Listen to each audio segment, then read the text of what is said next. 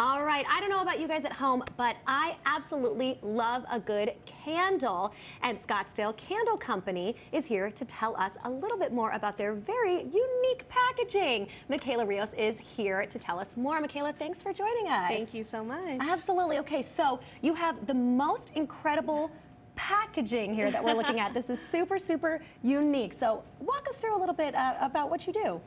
So I mainly take recycled champagne and liquor bottles from Old Town, restaurants, bars, and I turn them into candles. So it's a little bit of a process, 6 or 7 steps, cutting down the edges, sanding them down and whatnot.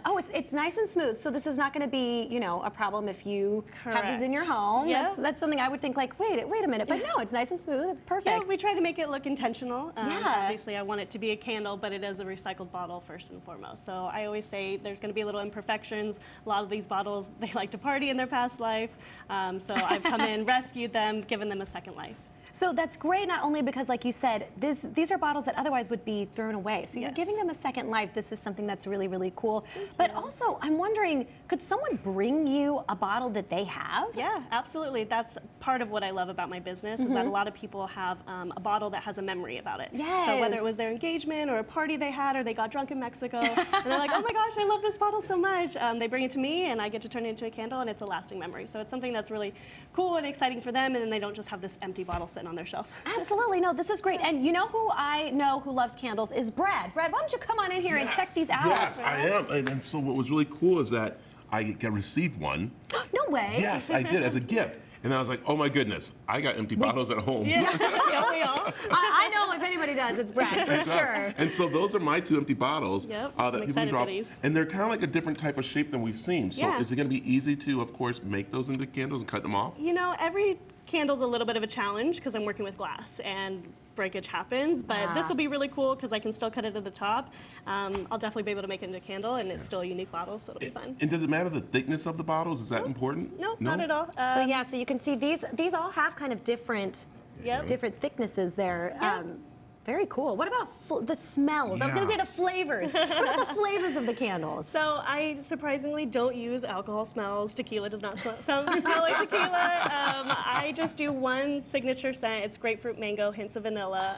It makes shopping so much easier. So you get to pick the bottle, I pick the scent, and then you know it's Scottsdale Candle Co. I love it. So cool. This is cool. Now, how long does it usually take if someone drops a bottle off to you? I ask for about a 2-week turnaround time, just in case other things are happening, but I can usually get it done pretty quickly. What made you start this?